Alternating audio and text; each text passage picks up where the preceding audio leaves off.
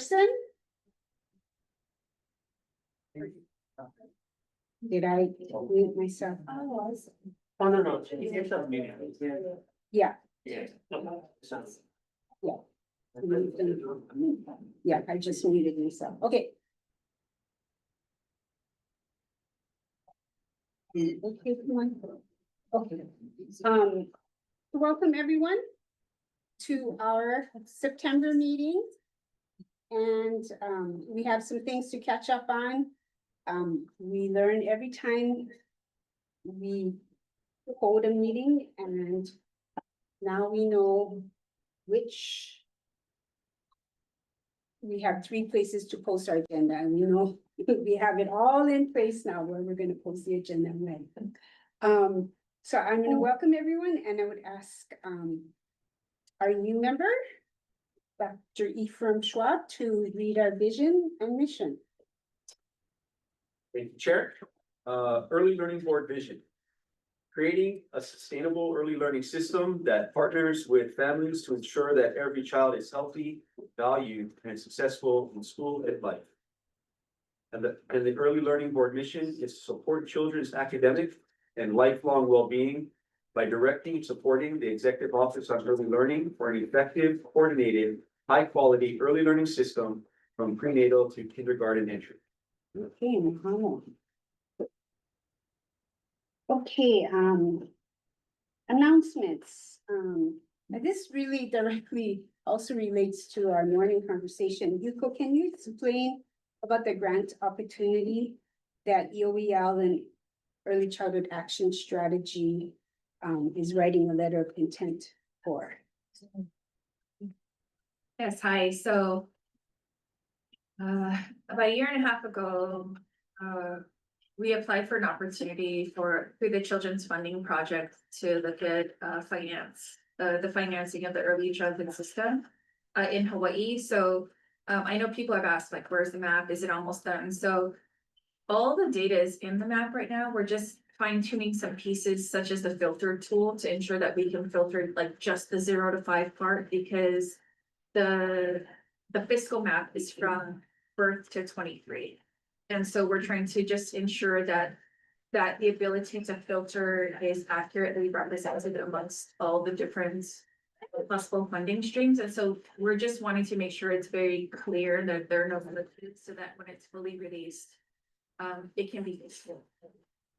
But because we were a part of that work, and because we're that step ahead, the Children's Funding Project asked both Carrie and I, because we partnered with them on the fiscal map, to consider this governing and finance opportunity to take a look at what could that integrated or realigned or reimagined system of shared governance and financing look like. And so we pulled together a team. So we spoke to the director of the Department of Human Services. We have a Department of Health interested, Department of Education, EP20.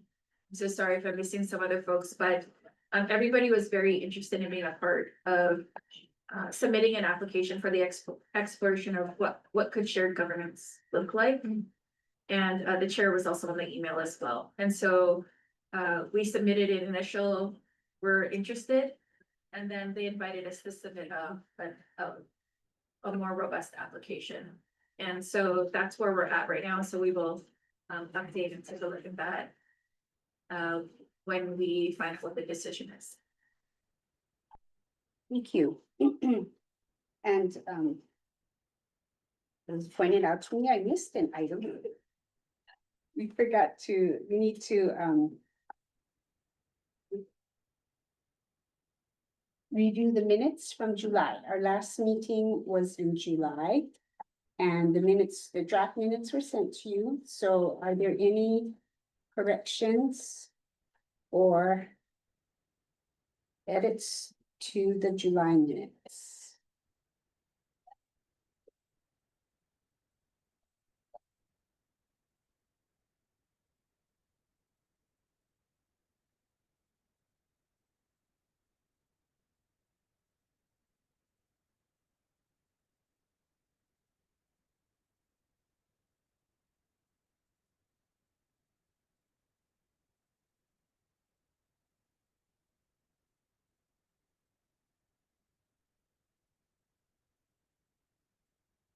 Okay, hearing none.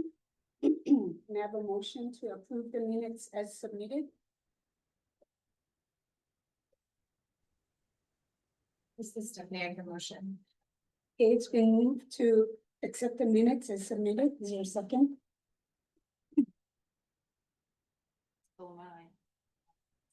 Thank you.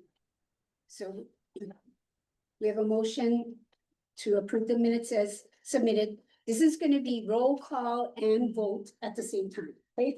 Wait, name, Oh, sure. but I don't think I was here. Mm. I was hearing them, sorry. Okay, Joni wasn't here. And Kali wasn't here. I'll correct that. Will you amend your motion to accept the minutes as amended? Stephanie, can you accept? Do I need to make make the motion? Like, No, I just say need to- you can change your motion to. Okay, I changed my motion to accept the minutes as amended by Cowley and by Joni. Board members Burgess and Lynch. Yeah, can you say? This is the last second. Thank you. That wasn't quite the. Move forward. Thank you. So this will be roll call and the vote. Well, let me say, I'll call your name. And if you respond, that means you're here and you've been marked as here. And you can tell me and say whatever you want for the minutes. Okay, so Alana Souza. Aye. Okay, Kali Burgess. But I was absent. Right. Cheryl Kudiamat. I. Dr. Soma Gandhi. I. Dr. Lindsay Heacock. Aye. Joni Onishi. I. Stephanie Shipton. Aye. Great, thank you. So those are our voting board members, and I'm gonna do roll call for our ex officio members. Dana Luca, she might be coming on, I know she's heading back to the office. Disa Hauge. Aye. Deanna Dolly. Present. Napua Rosel. Dale. Stephen Schatz. Here. Matt Shim. Here. Oh, hey. Ben Naki. Here. Dr. Ephraim Schwab. Here. Hello. Thank you for coming, Matt. We missed you this morning, but thank you for joining us this afternoon. Okay. I'm gonna turn it over to Yuko and we'll see. I think I had it wrong on the agenda. Anyway, any public comments on the minutes? Hearing none, I'm going to move on. I just. Okay, reports on meetings attended by voting board members. Maui County Coordinator, Kaina Bonacorsi and her team created a data walk that a lot of people from Oahu also came to. And it was very impressive and there was a lot of data represented and I understand it was a very collaborative effort, so holler for that. And then I'm also in the state plan steering team and the monthly meetings. And Joni Onishi did attend a Board of Education community meeting on August 19th. So would you like to say something about that? Yes, so the Board of Education community meeting, they focused on two things. One was early childhood, the other one was on changing the high school graduation. But then for the early childhood portions, so they had a video by Dr. Terry Law. Who talked about her program and then the workforce needs and all of that. But then what was striking about, well, first of all, Senator Inouye was there. And then, so one of her questions was, how are schools selected? And so that was answered. The other, the concerns that they had were, and this is from EOEL school representatives. The same thing that we've discussed at meetings, okay, so one of them, the main one was the after-school care. Or the lack of after-school care.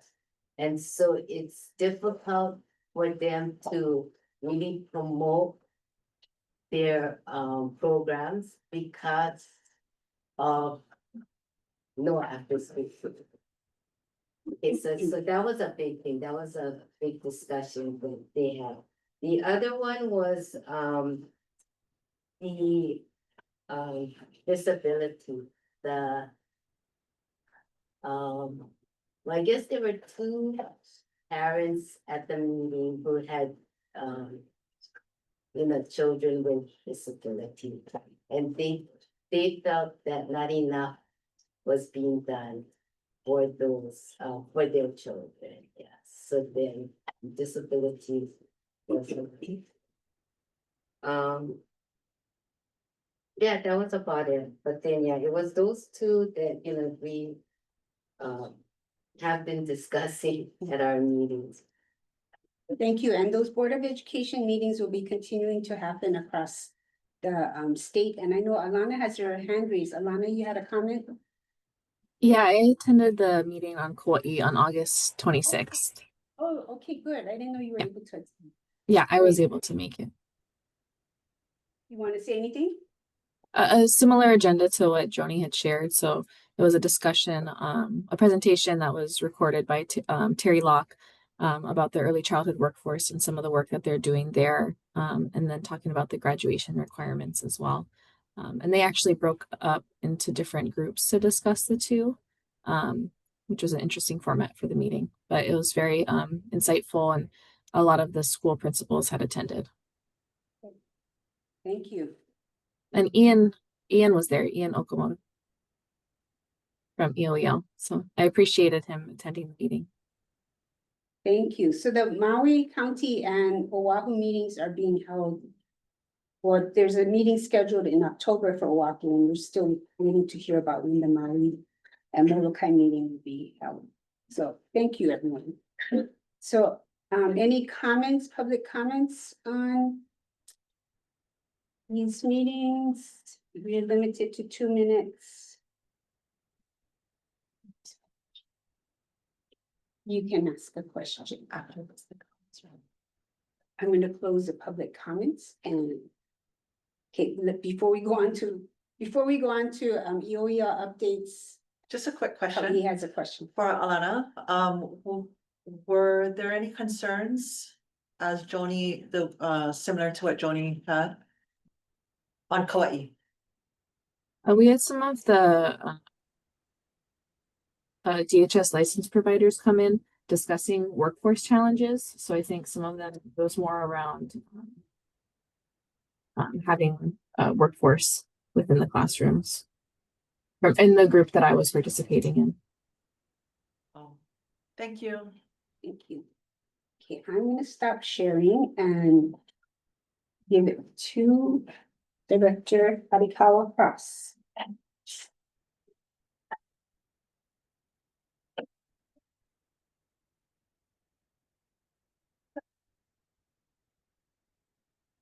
Okay, hi, everybody. For Mike, you're gonna come up and speak. I have a chair right here. And then perhaps people online can hear you better if you want to come jump up here. So we had a set of slides that were for the August meeting that was canceled, and then we added a few. So I didn't know how to differentiate when the other slides were already up. So I said canceled plus the added slides. So that's what's up here. So, again, as, I had mentioned this morning, so there's the roadmap. So this first part are action items directly related to the roadmap. And so action item number 1 is around workforce development and support. So Ian will speak to this. Good afternoon, everyone. Ian Okamoto, Workforce Development Specialist with UEL. I am going to be reporting on the ECE stipend program, information and data report that we received for the spring of 2025.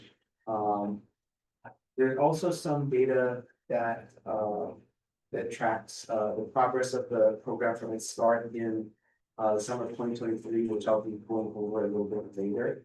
But as you can see here, we had a good level of participation in spring 2025. The total number of participants in the program was 102.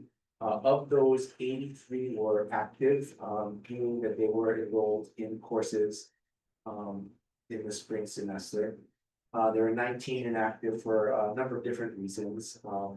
We do have the ability to allow folks to pause their participation, but still continue to be a part of the stipend program. There were 25 program completers, and as you can see there, it's we have it broken out by the different types of programs that they completed. So of those 25, we're going to be tracking those completers and following the 2-year commitment. There were 2 program participants who needed to be terminated.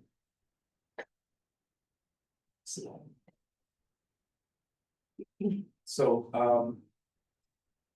this is the total program participation to date. So there have been 153 stipend recipients in total, with 61 completers, and then there have been 18 participants who had to So this breaks down the program and kind of shows it visually in terms of enrollment, program participation levels. So sorry, it's a little hard to see on this screen, but the blue line shows the overall number of participants, starting out in the summer with 10, summer of 2023 with 10, as it was kind of the pilot term for the program. And it's moved on up, as you can see, where we had 107 participants in fall of 2024, and this past spring again was 103 participants. The bar lines will show you the number of participants that were new each term, the purple one, I should say. The green bar is the number of completers, and then the red bar is the number of program participants who come in. We can kind of see how that has impacted the program. This final graph is showing the program participation, and it's color coordinated to show the different campuses and programs. So you can see there the overall participation and see the varying amounts of participation based on campus. Not surprisingly, the largest level we see is within the community colleges, and in particular, Honolulu Community College. Thank you, Ian. Terry, so this going back a little ways, since it's been a few months since we've been together, UEL did participate in the kindergarten gig transition event that was held in Hawaii last month at the Hawaii Community College. And thanks to Alana for that wonderful event. The event was designed for families, educators, and child care providers to explore practical ways to support Hawaii campus learners preparing to enter kindergarten. And the event featured a wonderful guest speaker, Lauren Podesky, who shared her expertise in that area.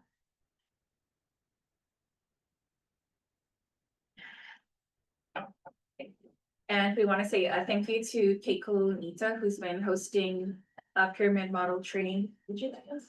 Oh, yes, so, I do wanna say that, yes, it was an excellent, opportunity for folks from across the system to, come together for the pyramid model training. Pyramid model, for those of you, who aren't familiar, has to do with supporting, behaviors in, classrooms.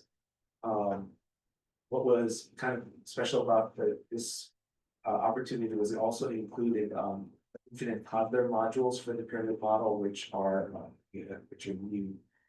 So there were a number of folks who came for that training. It's actually the trainer training, which will allow for the pyramid model to be supported throughout different providers in the system. One thing I also wanted to add about the pyramid model is KCO NITA also brought together a state leadership team around the pyramid model. And so there were representatives from DHS, DOH, DOE, EOEL, the early intervention, special education sections. And one thing that I learned is that the trainer who was there with us that was discussing the state leadership model with us has also been with Hawaii since 2001. And so Hawaii has been talking about pyramid for a very, very long time. Right now, to my understanding, the only two entities who have fully implemented this is Kamehameha and Head Start. And so I guess we were looking to see, is this something that's worthwhile that we want to really, a road we want to travel down for Hawaii in terms of supporting the workforce? There was no clear yes at that time, but people said that they were willing to continue to engage in the conversation. And so we'll see what happens, but we're there at the table as well, and we're willing to support the field in however we choose to move forward together. The second item is on addressing facilities for early childhood programs. So Ephraim, why don't you highlight this? Yeah, so we have exciting news coming from Child Family Services on Hawaii. We have our very first infant toddler center opening up in Lakewood. And they're now fully functional and they have a full classroom. And they're gonna have a blessing on Monday, October 27th to kind of have the grand opening. And this is really good for the community on Kauai because it's the very first infant toddler center in this design that's out there, and something that we kind of need to grow out. It just was kind of show, saying like, well, this is a good pilot program to kind of say like this can be built out in different regions along that island. So yeah, and congratulations to Carol, our director there, and her team for all the hard work that went into that.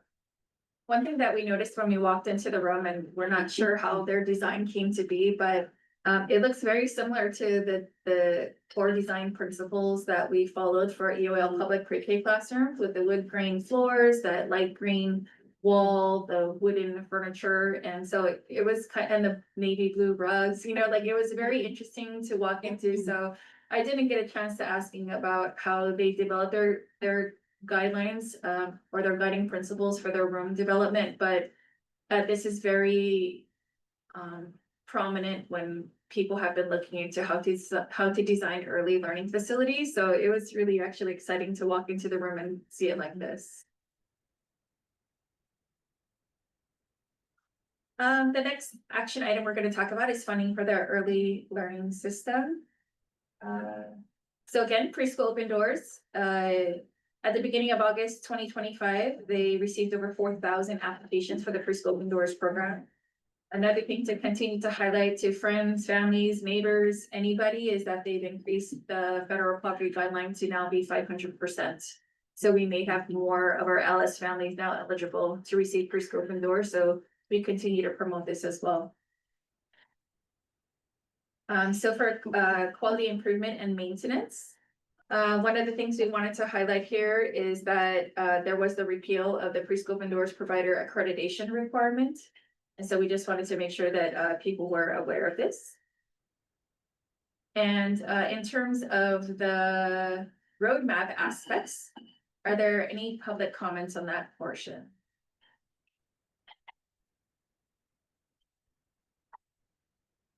I do want to say that the accreditation requirement for preschool open doors was repealed.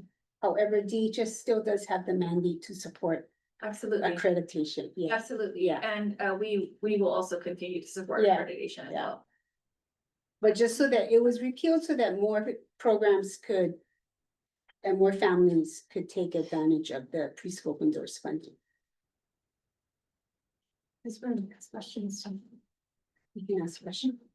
A question for Ian, this is Stephanie. I'm curious if you've collected any data or feedback from folks who haven't been able to complete the program and from folks who have completed the stipend program about what's been helpful, what's been created speed bumps for them along the way. That's a great question, Stephanie. We don't currently have, a feedback process, a formal feedback process.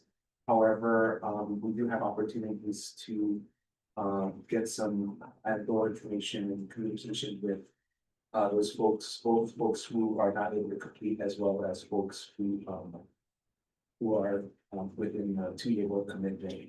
One of the things that we're gonna be looking at is, doing some type of survey once folks complete the do the work commitment. And we're coming up on the first group of folks who are gonna be actually finishing up their do work commitment shortly.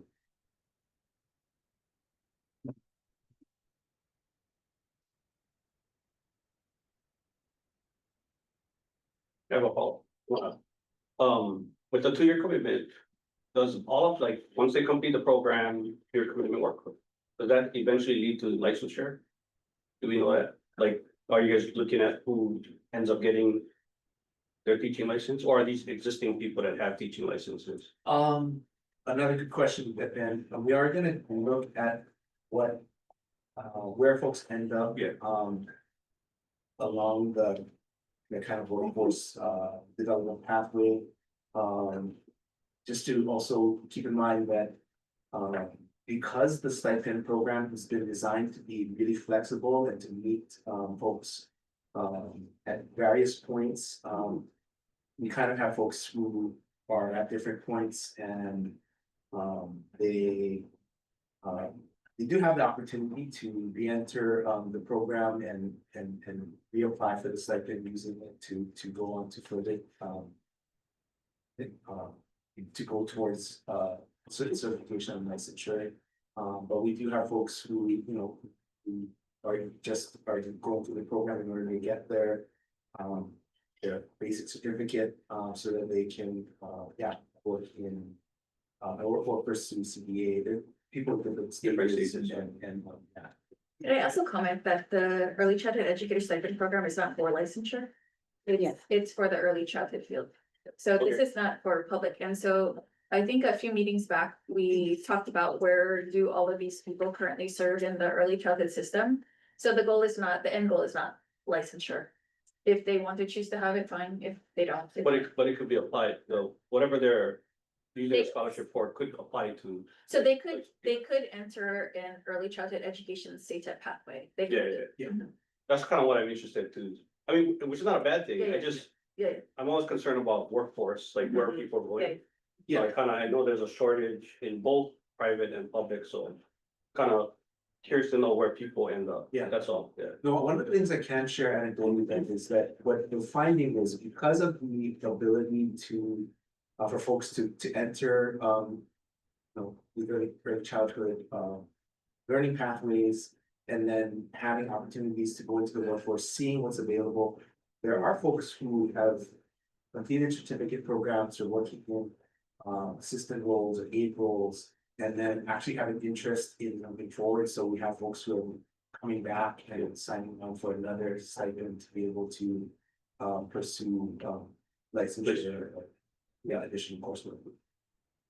So based on that, I presume these are all for lead teacher role. For those folks who are coming Correct. back, yes. Okay. Yes, yeah. So, when you talk about what role they want to hold, so we do have a couple of examples of people who were going through the program, but at the end of it decided not to enter in direct service of children. And so those people have to actually enter a payback agreement with ELB because there is a 2-year direct service to children. So we do have people who have come out of their programs but decided to do something not in direct service of children, which could even be like an instructional coach. Or some other kind of a role. And so that is anecdotally some of the things that we have found. And some people like they're okay with paying it back so that they can enter a different role. Can I ask a question about the terminated individuals? And what were the, I'm sorry, I'm. Yeah, can I know what were the reasons for termination? And why 19 were inactive and not terminated? Because I'm thinking activity would be, or inactivity would be a reason for termination. Yeah, and so that, Okay. so, yeah, to answer your question, I mean, there are a number of reasons, why folks are. Either terminated or opted to withdraw from the program, so some cases were like people say they opted to choose, a different, path, and so. Yeah. Or decided that they weren't going to be going into working in direct service. Children control the learning system. We did also have folks who were terminated because of inactivity.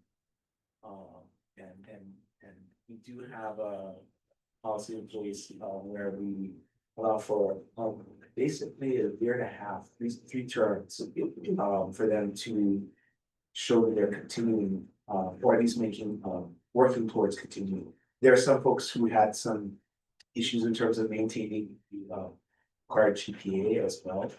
And so, we're trying to work with them, but, yeah, again, in those situations where it wasn't able to work out, in term. So those 19 inactivity participants, they are the ones that are still, we're still trying to determine. Correct. Their inactivity level, I Yes. guess, and if they're gonna come back and be more active. One of the things that we've been able to do over the course of the time with the program is to really develop the kinds of supports and, check-ins that we have for people in the, program. And so one of the pieces that we do have is a required, check-in with an advisor, each semester, and we do, follow up, and we have people at each campus who they, who are, recipients are able to connect. It's really good, yeah. Thank you. Sometimes people have family obligations or responsibilities that Right. come up, and so. That's where the 3 terms, like sometimes it takes a while to get things settled and then you're able to come back. But sometimes it's just not the right moment, but we're still here and they can still come back. Thanks. Thank you. Okay, so we're gonna move on to the broader systems pieces. So this is around family support. Carrie, gonna do this one?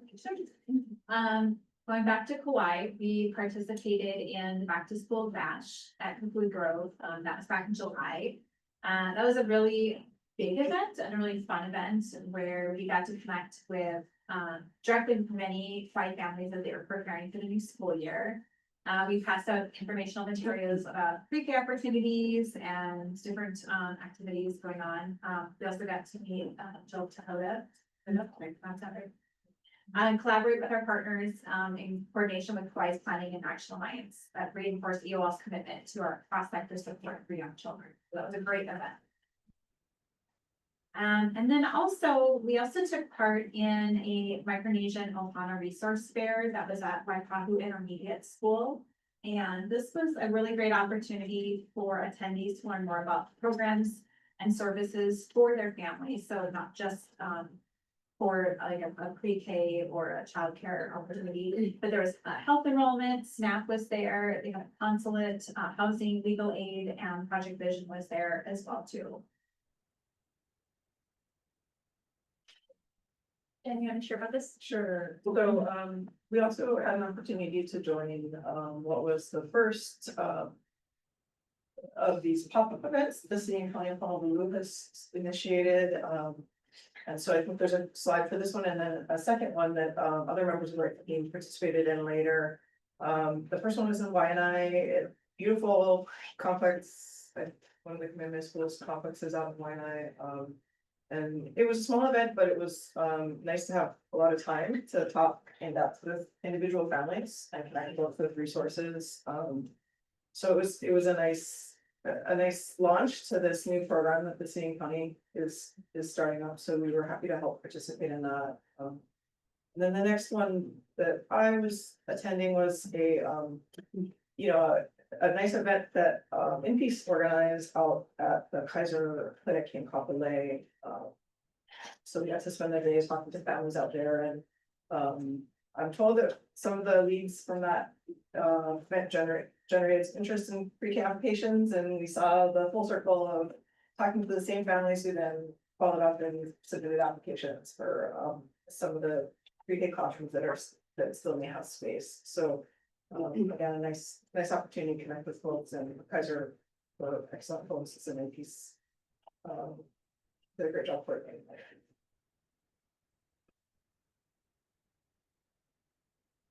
Oh, this is the other. Yeah. This is the other Honolulu, City and County of Honolulu event that was in Kahaluu that our team participated in as well. So for special needs and early intervention, Ethan, you want to speak with us? Yeah, sure. So this is another event that was hosted by the preschool state interagency team.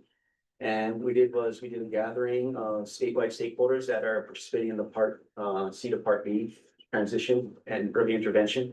And bringing in all these stakeholders and participants really was utilized to kind of grasp the challenges and the successes of the system in transition, and then as well as start informing how we want to roll out the transition summit coming up in December. So that was some work that we did there. It was a very powerful and reflective time for us to really get together and buoy and decide how can we best meet the needs of our community in this area. Previously, EOEL would get applications for children who were, before when we only accepted 4-year-olds, it was all DOE preschools.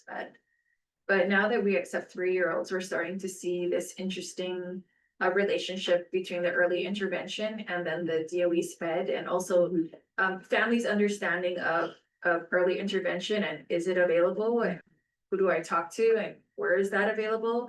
And then also somehow thinking that it stops and it's done and it doesn't transfer over to the DOE side. And so we're not really sure where the disconnect is, but it's very pronounced this year and last year for us. And so being a part of the preschool interagency meeting is very helpful here. And so we are there as EOEL and also as our collab director.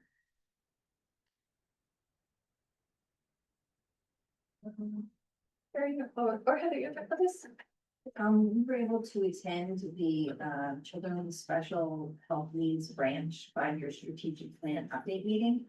And we had a table and got a chance to visit the other partners involved today.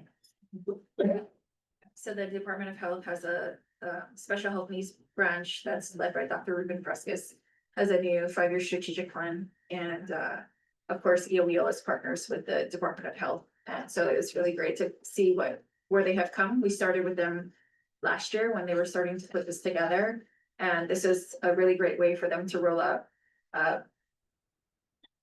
where they're at, and then also try to see who wants to partner on certain kinds of initiatives. And so they had really great follow-up, because after I stuck my name on different things, they're like, we're already a partner, but thanks for putting your name up there. So that was excellent follow-up though, so I appreciated it. They also had a really lovely panel of parents of children with special health needs who shared their stories. It was a very intimate experience. And then for early learning. So Mikako and I have been, and I'm gonna give most of the credit to her. I've been working with Waikahu High School in their multilingual program. And this is a really special group of young adults, I'll say, that have been putting together writing books that they are publishing for the multilingual program. So these kids are publishing books on mainly books in their native language, and it's fascinating. So we've been working with them, and we hope to continue our work with them and, you know, bring these books throughout into the outreach. So I really encourage anybody who's interested to go onto this website that they have, and explains their project and what they're doing. And so yeah, this picture actually was taken during the summer, so they gave up part of their summer break to go to school and work on these projects. So it's very inspiring to see young adults doing that kind of work. What languages? Or you name There's it, a lot of yeah, I think that day they were Cherkess, Samoan, Marquise, and I know there's one too. Oh, yeah, okay, and so there was, and I thought like that, maybe I'm missing one more too. But anyways, they have a group that is putting out all these books, and a lot of the stories are interesting because a lot of them are their stories. Like one of the stories that was shared was how they celebrated the traditional Christmas where they were from, and it was just an interesting thing we could share, to be able to share that with the public.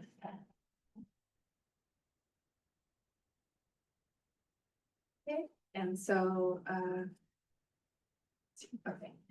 So, I just want to give an update on EWL Public Pre-K. So, in July, the new furniture came for the new classrooms, and so our teachers went out and did some furniture arrangement and set up for them.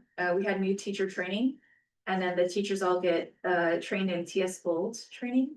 And then we had our first, so this is our first admin day was back in August 19th, and we've already had PLC days, and a lot has been added, but this is what they wanted to highlight.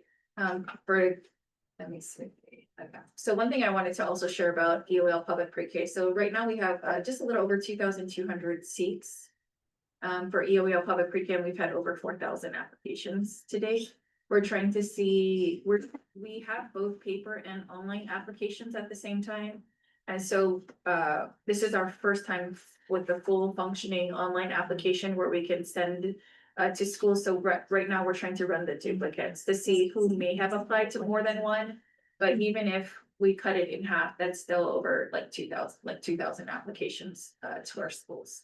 So it's interesting to see where the demand, where the request is, and to see how else we can support community members. And for those of you who do not know, let's say a site is filled and there's a wait list. So as soon as somebody generates that is placed on the wait list, we send them this low to no cost packet that has a bunch of different options for families to explore. And then we also push out the preschool open doors application to them as well. And so all families will get routed someplace if there is no space for EOL. And Head Start is in our low to no cost document as well. So, I'm assuming that the supply demand that you use it 2,000, 4,000, but I'm assuming it's kind of like, it's probably even worse than that, like in certain neighborhoods and not in others, is that correct? Yes, so there are some places, like, let's say, I think there's one location that has had like over 150 applications for like 20 or 40 seats, you know, so you can see that in some communities, and then you have some other communities that are just generally smaller, you know, and so we might have like there's one spot where they have the room is smaller. So sometimes on neighbor islands, the rooms are smaller. So the max capacity of the room is 16, and they may have had like 14 applications to date, but there could be a school down the road that has a little bit more. So this is where we're trying to cross-pollinate and let families know that there's another option down the road that does have seats if you're available and interested, but also trying to channel them to the closest thing that may be around them in whatever community that they're in. That's great that you're giving the parents options B, C, and D. We're trying to, and sometimes if we see a lot, like last year, there was this one community And I pushed it out to everybody, like, if you guys have openings, please let the families at this school know that you guys have openings at your school, because there's a wait list. Oh, you can have a quick question. So when you say applications. Are those families that have just applied or are they approved application? Approved. Okay.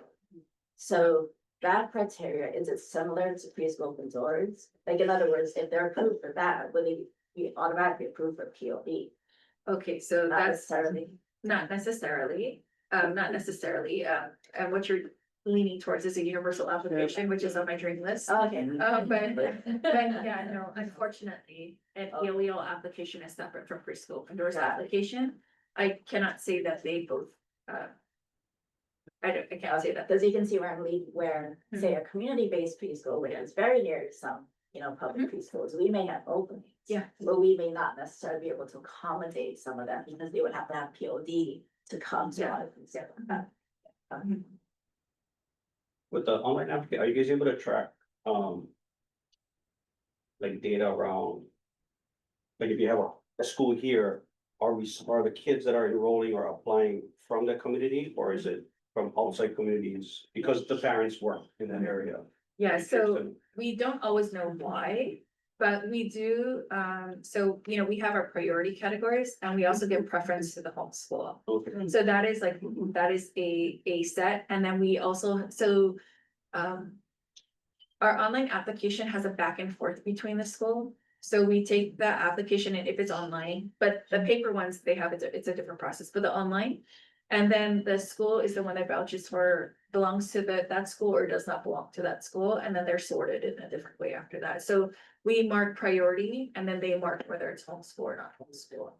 And then we kind of go back and forth, and then they either click like offered, waitlisted, accepted, declined, and so we set it up in this way because while we are administratively attached to the Department of Education, we don't have that kind of immediate data access. We can request, but that immediate data access we don't have. So we thought that this is a great way for us to get the information that we need on a more timely basis, directly connected to the people who applied to her.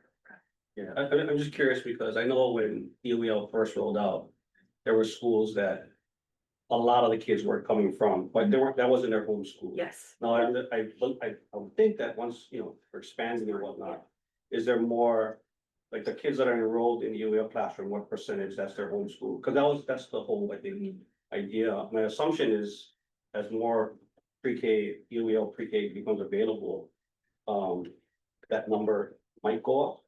Or I don't know if you guys know if like, I don't know, of all the ELEL pre-K, what percentage are serving kids that's their home school?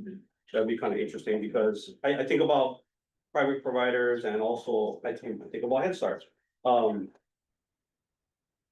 Kids that are coming to us might go there, even though that might not be their home school, but it might be because it's closer to. Yes, yes. And you guys don't know why people are, but Yeah. I figure if you guys can find out on campus, in their classrooms, how many of them are home, that's their home school, that'd be kind of interesting to. So we can, let me try and dig in, but we can get that, one of the last reports that I had run were like, of all the people who were not homeschooled in this area, like where are they coming from?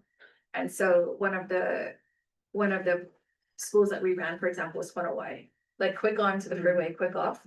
So those families are coming from like IAA Pearl City, so they must have something going on that way. And then we had all the way from like, of course, Makahilo, Kapolei, Bay, Waipahu, like not really like that way. And so we know that they're coming in this way. So you could see that families are crossing this way. And we think that for ELEL, as was mentioned about after school care, they've got to have somebody who can drop off this up. And so Yeah, but let me see if I can try that. I think it'll be good data for you guys to use for planning purposes, right?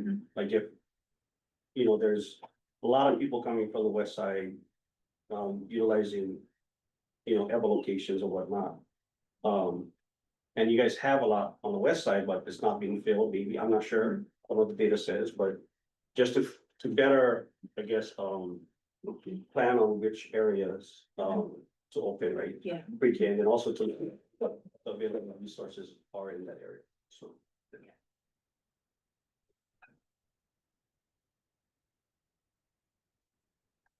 So for mental health and nutrition. We just wanted to give an update on Mikako's HDS Foundation grant. So this is really neat. So if many of you don't know, Mikako is actually like a dentist, like a DDS dentist. So but she has chosen a new path. And so, but of course, it's very dear to her heart. And also English is not her first language. And this is why she's so passionate about multilingualism and promoting home languages and what have you. So she wrote for this grant to support our outreach efforts and in encouraging oral health. And so it was really wonderful. And then she also created these oral health booklets, translated them into different languages, and we've been using them for our outreach program. So I really appreciate her initiative in looking for something like this and taking the initiative to make it into different languages and also utilizing this on our outreach events. So it wrapped up, and now she's looking for her next opportunity to. If I can add to that. Yes. So Head Start, a lot of our programs participated in this program. I think we handed about over 2,000 toothbrush kits, books that the parents can utilize to take home for family engagement. So it was a really impactful project. So congratulations to Makako on that and just providing that, and to HDS for being such a big part. And then for our systems updates, we wanted to highlight that Wailai Elementary Public Charter School opened up their new classroom. So you can see this is celebrating charter school pre-K expansion. I want to go back to here. So this year, we just recently had a meeting with charter schools. So they opened 15 new classrooms this year. And so we really thank the charter schools. Are you running classrooms? Yes. Yeah. Where is, do we have a list of those on? I can get them. Yes. Okay. I'll just go ahead. I think charter school is on the charter school website. On the Yes, charter oh, yes, school yes, yes, website. yeah, Okay, thank you, thanks. thank you. So we really thank the charter schools for all of their hard work and helping to uplift the system as well. Talk about this. Oh, she's here. I'm so sorry. I'm actually here. I'll take it. Well, you all heard this morning that we work on the early childhood state plan continues. The slide was actually made back in August, so we've already completed our third round of meetings, and in the discussions, we did decide to add in a fourth round of meetings for both all the building block committees and the steering committee in October. So that will be coming, and then we learned this morning also, we did add that sixth building block for the systems level.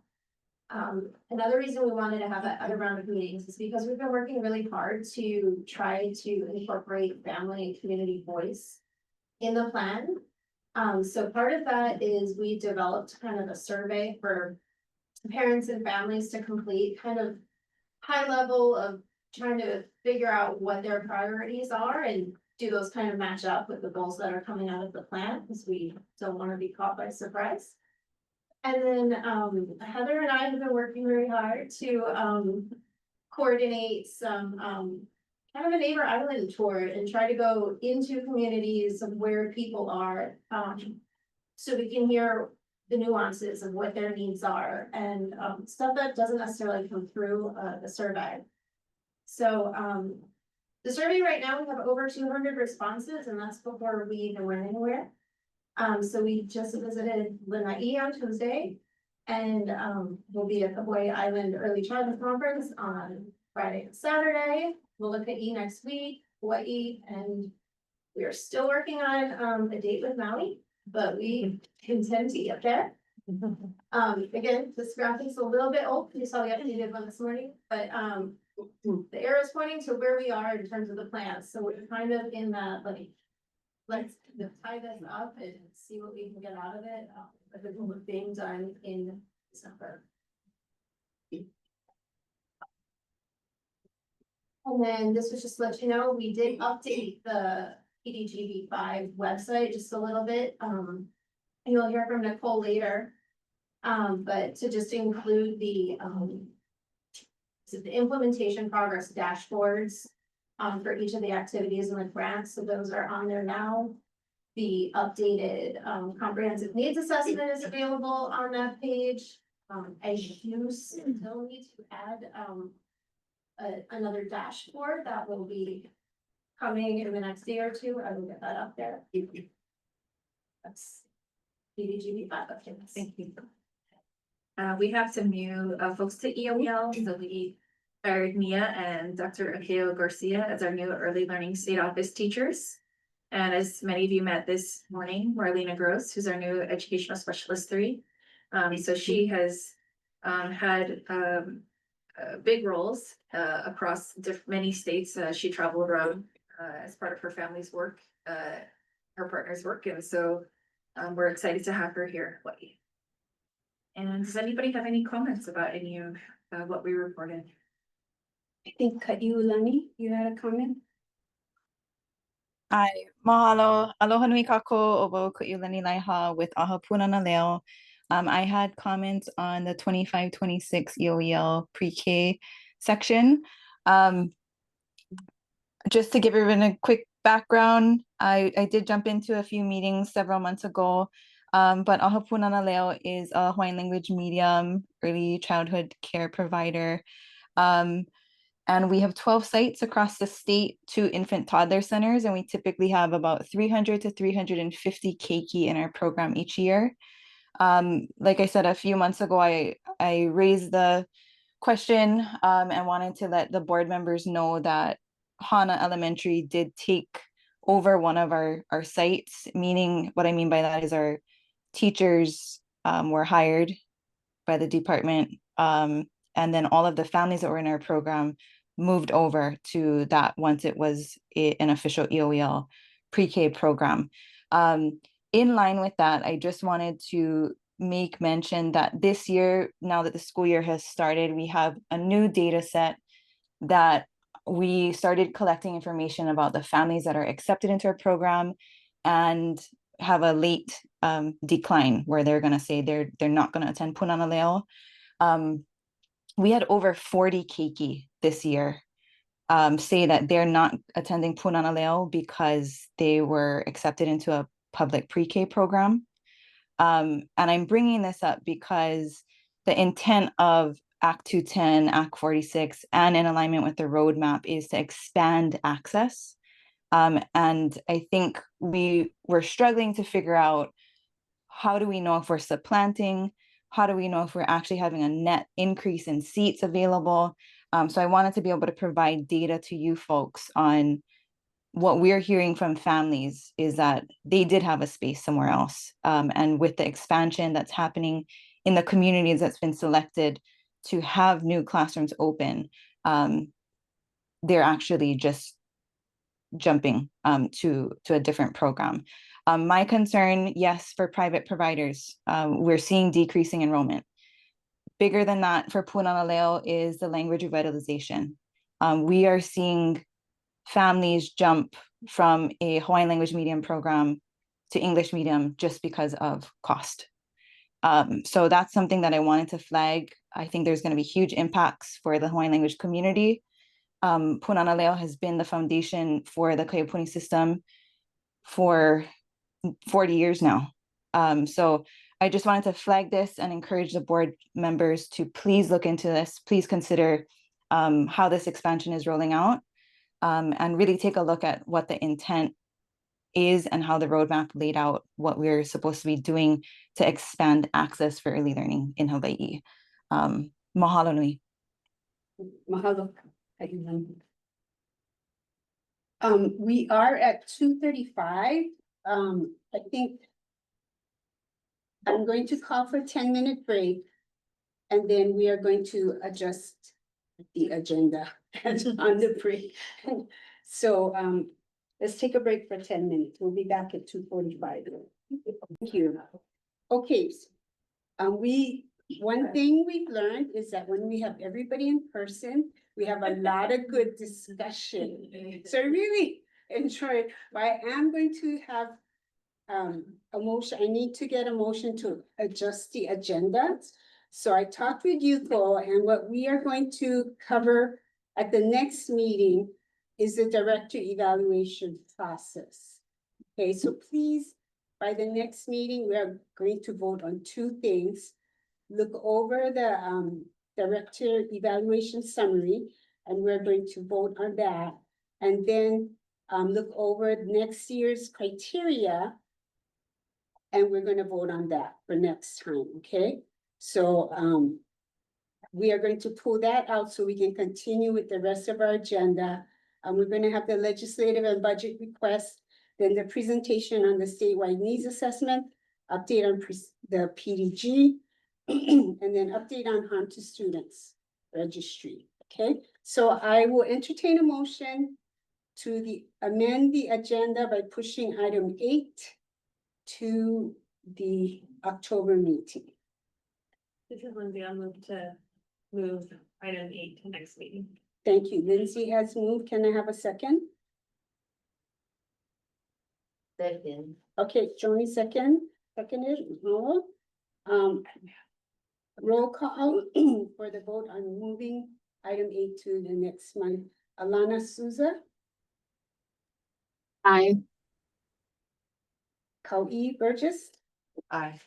Cheryl Kudiaman, Aye. Soma Gandhi, Aye. Lindsay Hickok, Aye. Joni Onishi, Aye.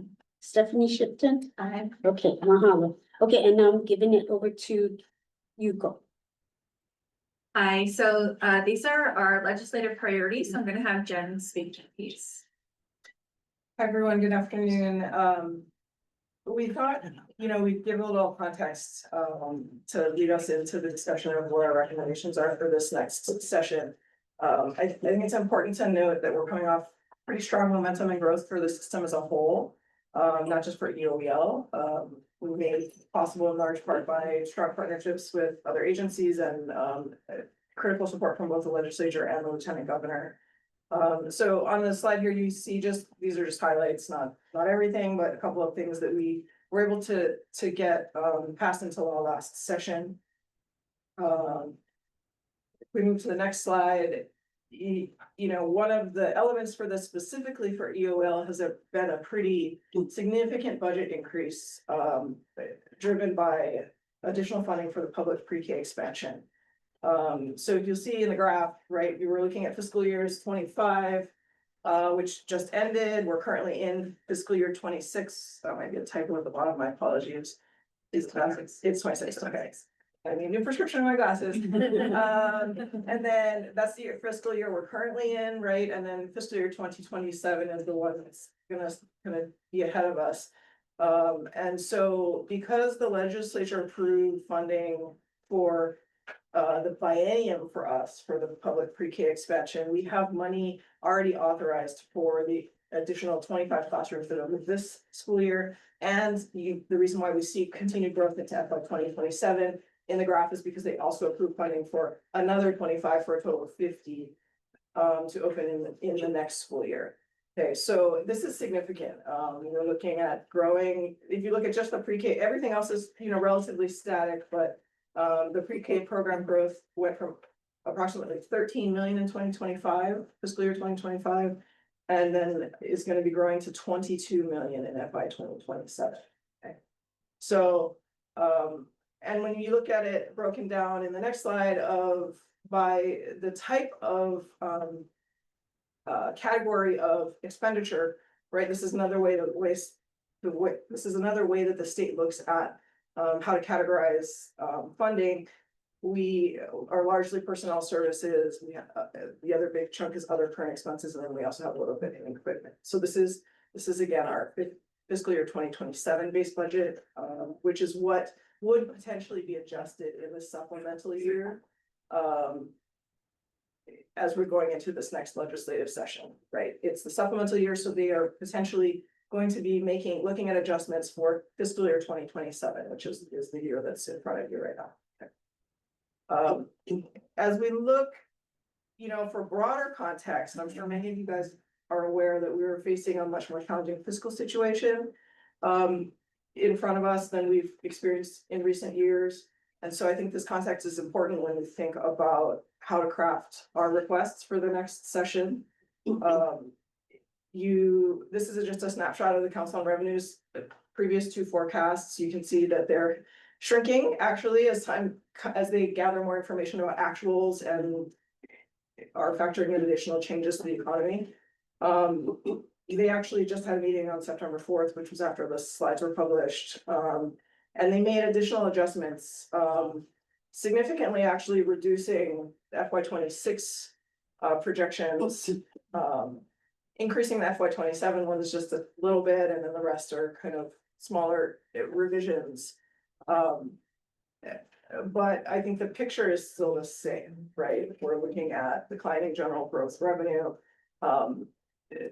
Some of the negative numbers are kind of skewed because the state collected a unexpected one-time, I think it was an estate tax collection in the FY 2025 that inflated the base for 2025. So that's part of the reason why the negative numbers are as significant as they are, is because the base for 2025 is higher than it normally would be because of this one-time influx of revenue. But it is still a very different picture than what we've seen, and a very different picture than fiscal environment than where we were when we were able to obtain all this additional funding, right, for the system, for the field.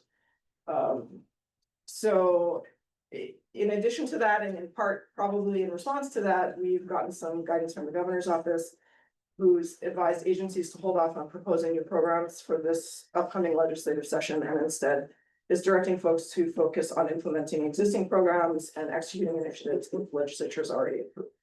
Okay. They've also implemented bill limits per department on the number of bills each department may request for consideration in the governor's administrative package. And the legislative proposals from attached agencies like us count towards the limits for the departments we're attached to. So, you know, if you're DBED and you have a billion attached agencies, then you're really in trouble, right? And for us, any number of bills that we would request would count against the high dose count. So this is the messaging, and I went ahead and got explicit approval to share this information with you folks before doing this. So I think that's just additional context to help guys understand some of the things that we factored into when we decided what to recommend for requests for this next session. Okay. You know, I think Yuko wanted to bring some of this back and show a connection to how the requests that we do make can, while still taking this changing fiscal environment into account, can still help us to continue to make progress on the priorities that were previously identified by the board. And this is just a reminder of how those have been articulated currently.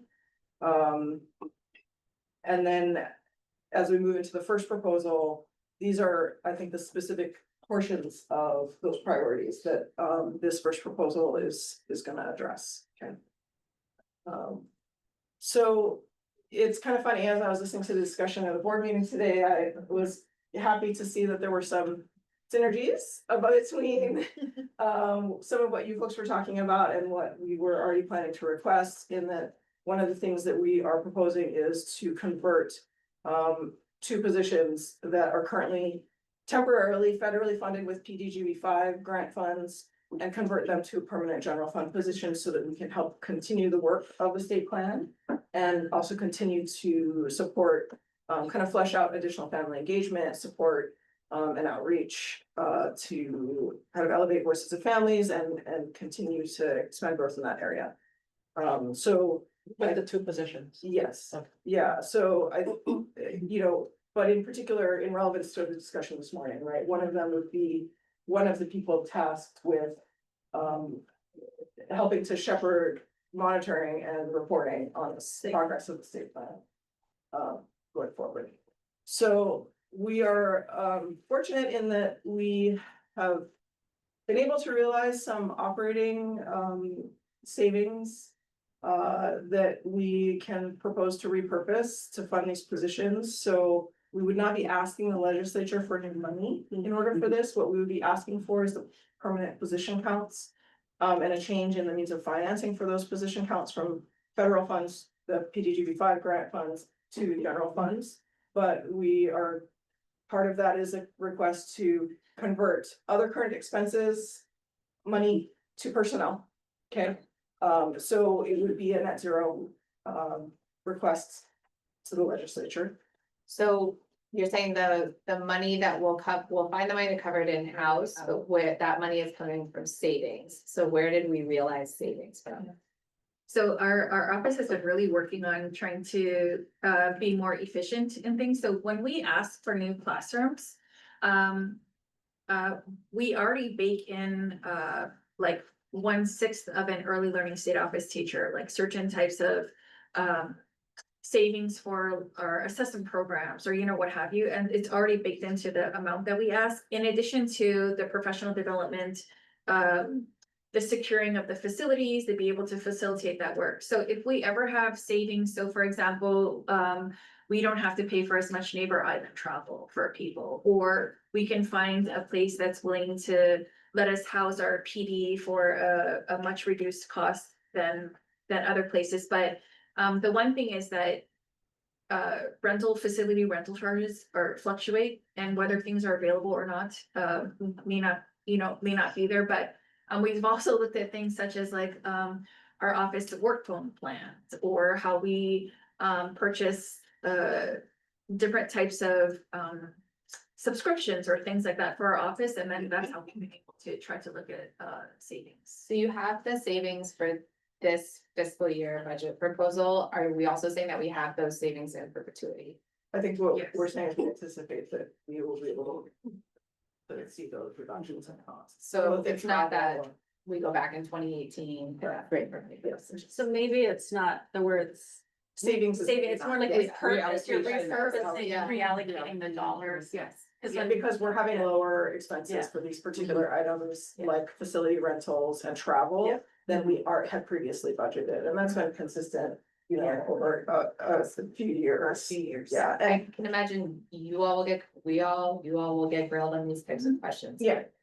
Yeah, savings just sounds like it's a one-time kind of thing, right? yeah, that's a good point. Well, and then it calls the question like, of the base budget you have right now, what can be reduced because you're finding saving? Right, so those are the items that you're saying, yes, travel costs, facility rental costs. I think it's primarily those two buckets. So you're repurposing the dollars from your current budget. Yes.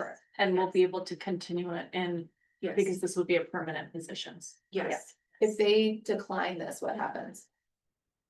Is it another change? Or if this is a change? Then we would need. what? So we would, so then it would not be a perm FTE, it would stay as a temp FTE. And then what would be the impact of that? The ability to recruit and retain people. Some people do not want to apply into a temp position. And then also, if there were other things that happen, they look for either unfilled or temp positions to be the first ones they look.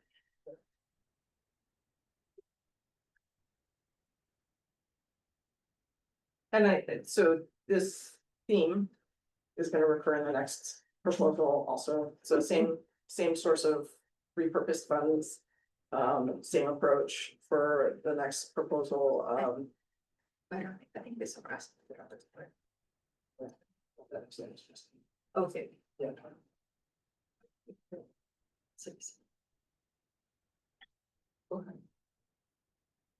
Oh, yeah, no. Just like, I'm sure you're not. So the second, so these are the policy priorities that are supported by the second proposal, which is also another position request. Using the same repurposing of funds and just asking, so in this case, we're not converting an existing temporary position, but we're asking for a new position count, general fund position count. But again, same approach for the source of funding to pay for the salary for this position, okay?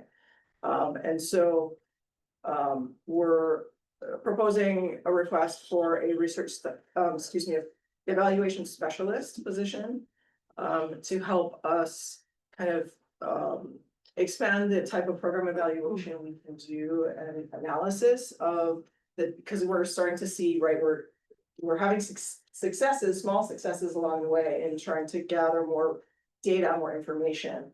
And so this is an effort to try to be in a better position to use that information that we're collecting, to answer questions about effectiveness of programs, make better policy recommendations and policy decisions for the system.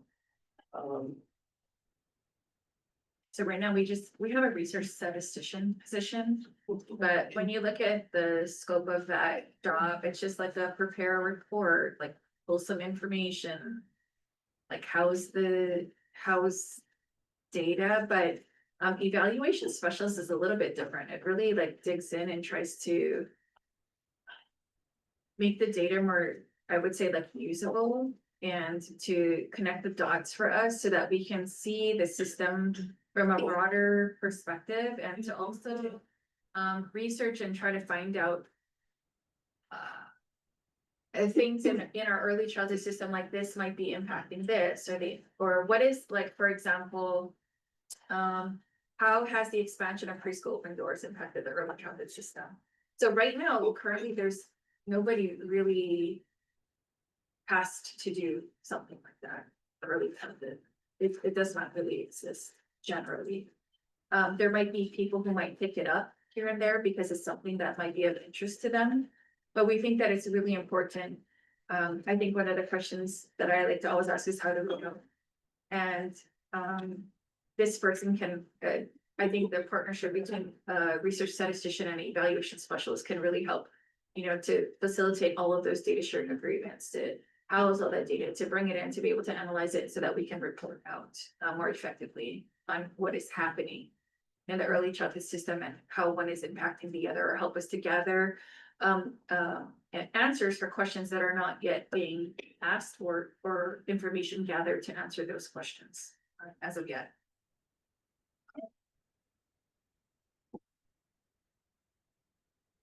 And then moving on to the third proposal, again, these are one of the policy priorities that are connected to this request.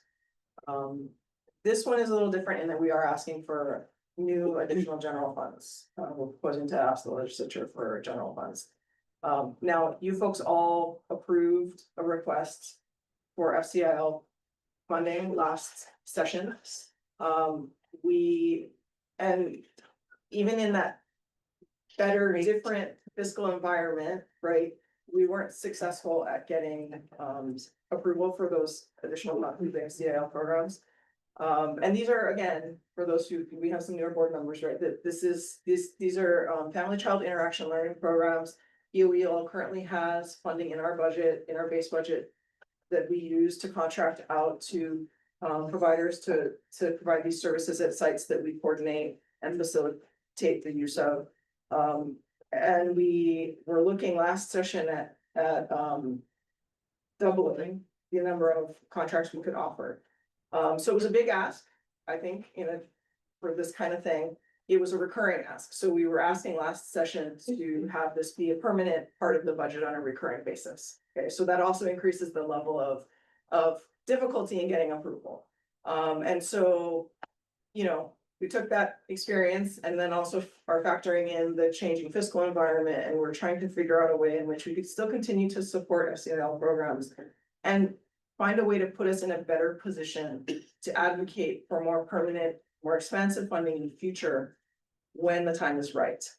And so the approach that we've landed on was to ask for, this time, non-recurring, so 1 year funding for 2 sites, but to package that with a plan and a intention to try to gather some quantitative data about effectiveness of FCIL programs. We've learned that there's some longitudinal data that does exist that's a little bit outdated, I think, about outcomes for children who participate in these programs. And we have a lot of a wealth and a rich database of qualitative data, anecdotal stories, understandings from families and personal experience about how this impacts both outcomes for children, but also more broadly outcomes for families. And so this was, the idea is to try to utilize this next round of temporary funding requests to try and gather some actual quantitative data to try to help tell the story and communicate better to decision makers going forward about the value of these programs and to also learn, right? If we try to do some more rigorous program evaluation, if there's things we learn from them that maybe are unexpected, then it's an opportunity to take that information and make adjustments to the contracts that we do already have, the funding we already allocated, the money we're spending on these programs to try and improve their effectiveness by making tweaks, depending on what we learn. So the idea would be to add, so that it would be a little bit higher per site than what we proposed last session, in part to help compensate the providers for their participation in this kind of research and evaluation component. Oh, sorry. So it would be a non-recurring request. It would be temporary for just 1 year of funding. And it would be an ask for additional money from the ledge. Everything else is kind of net neutral. So in this slide, right, you see, this is a way to kind of explain how everything balances out. So in total, we'd be asking for $500,000 and a couple of position counts and a conversion of money. How likely do you think it will be approved? The FCIL? Yep, proposal number 3.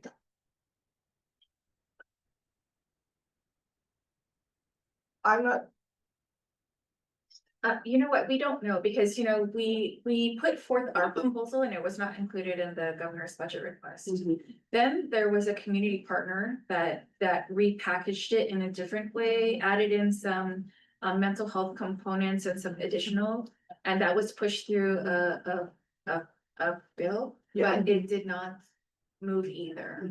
And so how can, instead of keep trying to shelve the same thing again and again, how do we keep the same intent but package it a little bit differently? And so we've never requested it like this, but we think it could possibly be of interest to people because we're trying to get some quantitative data on the effectiveness of it.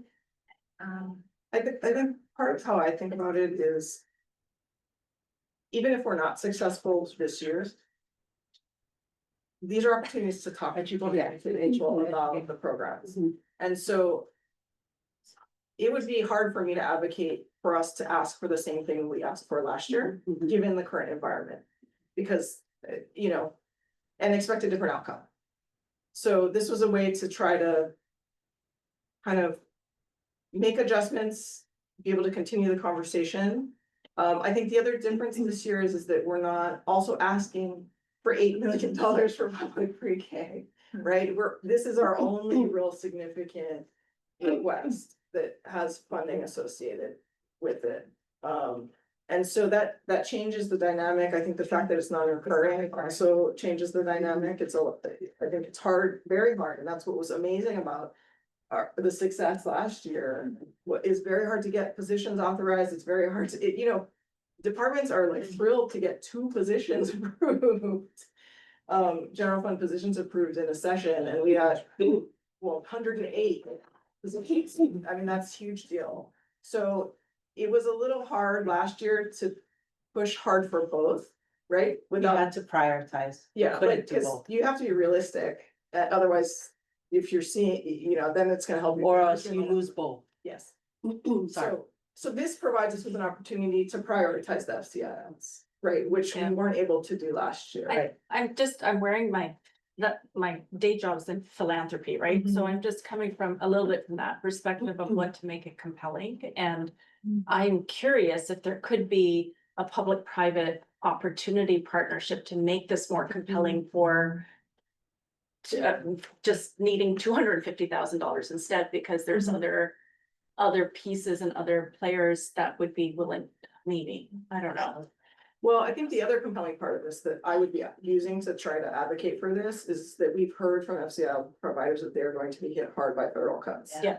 And so that's different this year too, right? Because that's much more real. They're looking at a big cliff in the summer of 2026, right?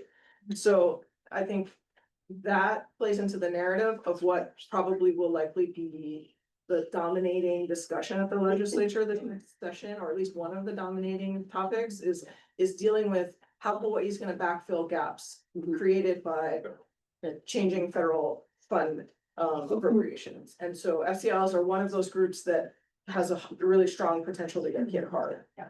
And so I think that is a compelling argument that we have this year that we didn't have last year for additional state investment. Just a quick, so I appreciate the strategy, I really do, and I get it, and you do have to approach it differently, so that makes a lot of sense. Wearing my just kind of devil's advocate hat, for lack of a better word, what are the implications of only running this as a term? So just thinking about what questions might come out of this, right, that might need to be addressed. What are the implications of running this temporarily? And what does that look like at the other end, right, if there isn't funding beyond this? What does that mean, this in real terms? I mean, I think I would be concerned for the providers, Yeah. for one, right? But they're also in a situation where they're having to make up gaps this next year, right? So if it was a normal thing about like, okay, we're gonna scale up and then now we're not gonna have funding, it's gonna drop away. So if the situation was different, I think that would be a bigger concern. But it does mean we'd have to come back and ask again, right? But I think the goal of this approach is that we would have better information and better arguments for making that second ask. Are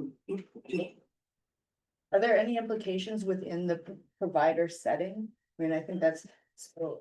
I guess, are there any, I'm just as a wonder, again, I don't mean to put you on the spot with that, but thinking about that devil's advocate, so if I was a legislator sitting there, I wanna know how this impacts the people that we're, basically funneling money towards, after 1 year, just a wonder. And it might not.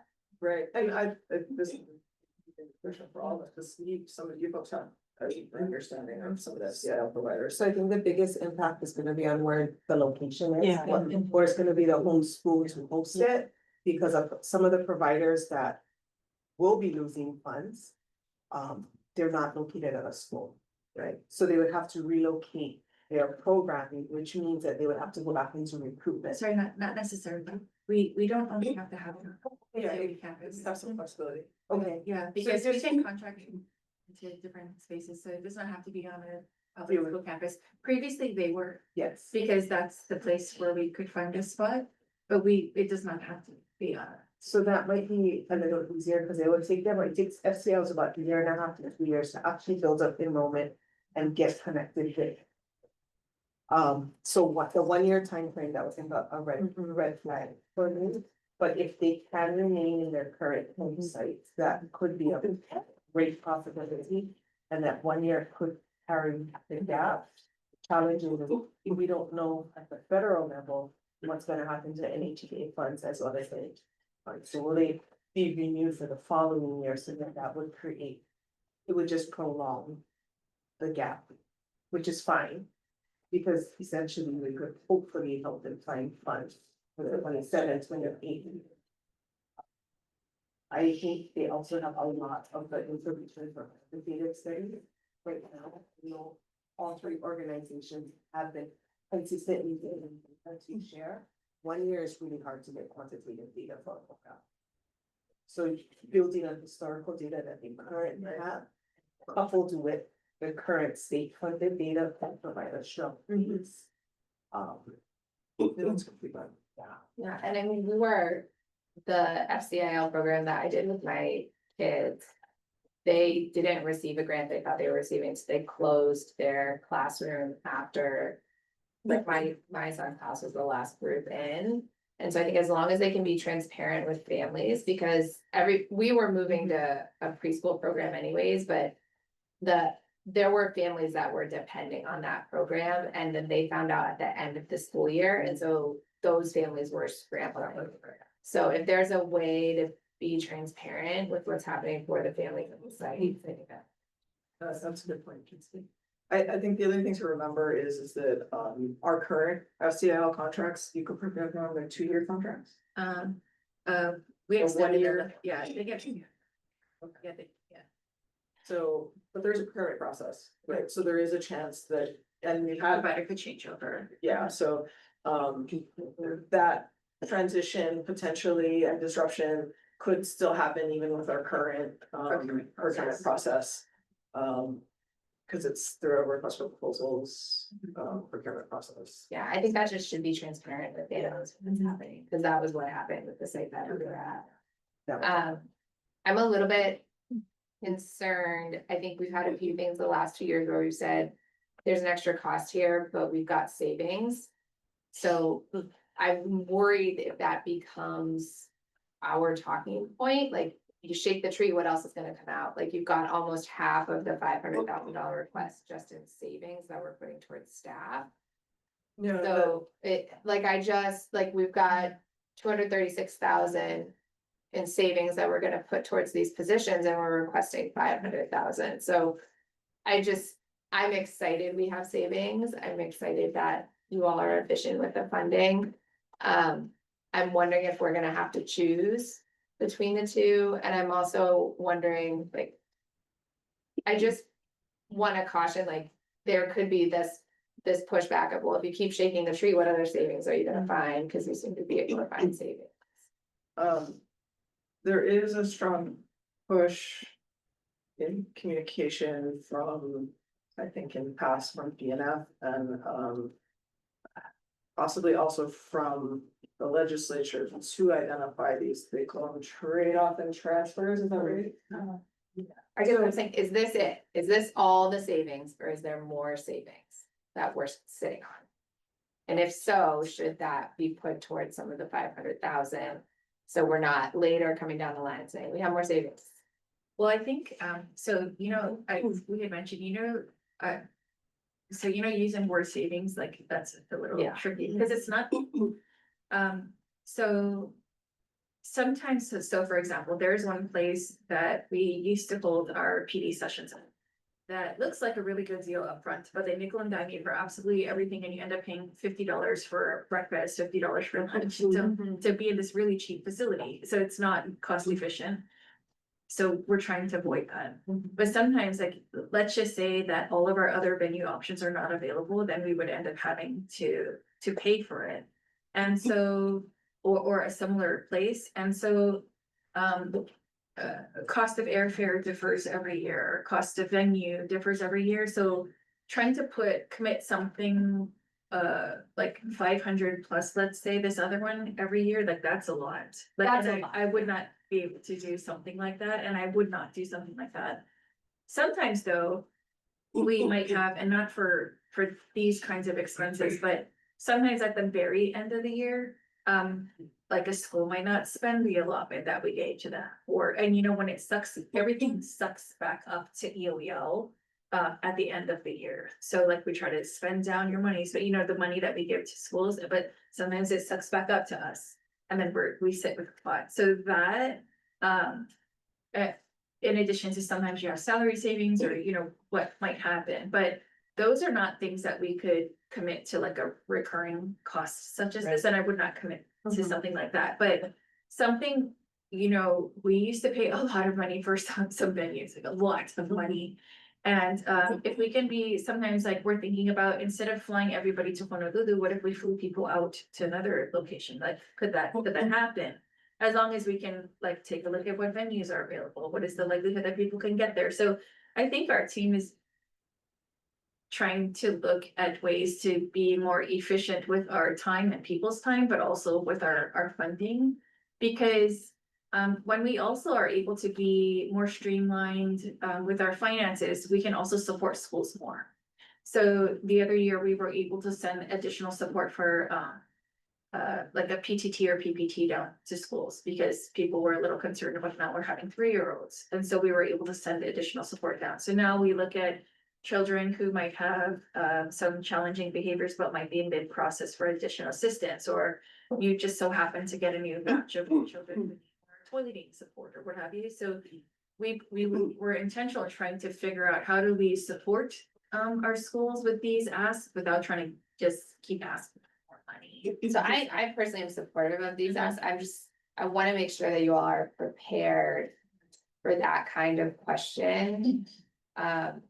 Especially when everybody's gonna be competing for funding. So we do need to vote on this today because there is a deadline for EOEL to put in their request to be requested as part of the governor's budget or not. So, I do want to move us along. But this is an important vote. So do we have other questions from the board? Can I also just point out, just make sure it's very clear, is that there are no bill requests in what we're proposing for this next year. It's purely limited to things that would be moving through the budget. So, we took care of some housekeeping stuff last year. That was great. And so right now we're recommending just these budget requests, and there would be no specific bill proposals that we'd be asking the governor to introduce. Any other questions or comments? It's good to be tested. I just don't know if we Yes. had past using the memo format for voting items. And I think in the future that would be helpful. You'd probably hear fewer questions for me. No, would be thank helpful. No, that's Which you okay. probably would. that was it. Okay, good. Any other comments or questions? Sorry, I do. Are there any other coalition bills or bills with partners that might be moving or is that a different meeting? Different That we might want to talk about. Those tend to kind of avoid a little later in the year, we're learning.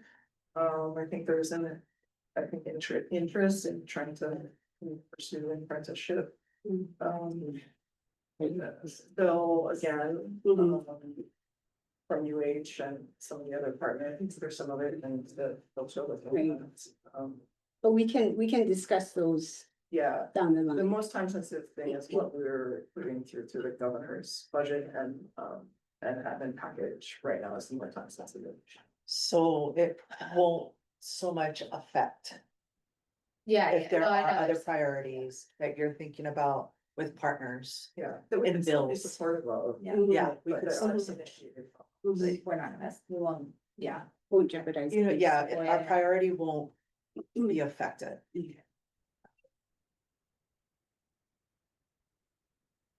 Any other comments? We need a motion to accept the legislative request from EOEL. This is Cody Burgess, and I move to accept the legislative priorities as proposed by EOEL. Can I have a second? This is Luana. Oh, sorry.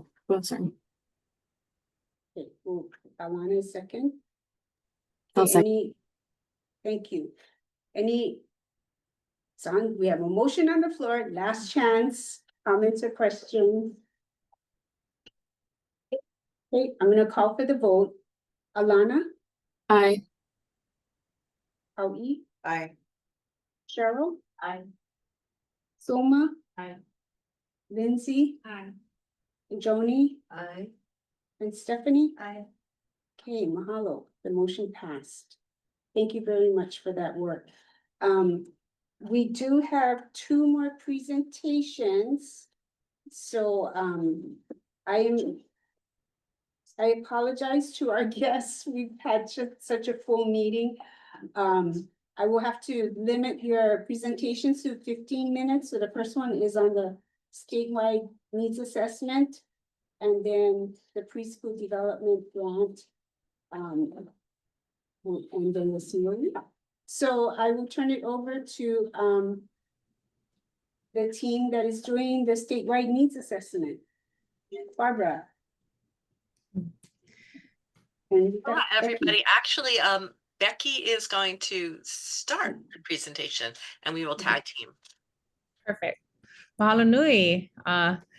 Aloha nui kako o Rebecca Soon, mai kuhi o Ward Research. Mahalo nui au ko na ko hoʻokipa na mai. Good afternoon. My name is Rebecca Soon from Ward Research. Honored to be here with you all today, and joined by colleagues from, you folks know, I'm sure very well, UH Center on the Family.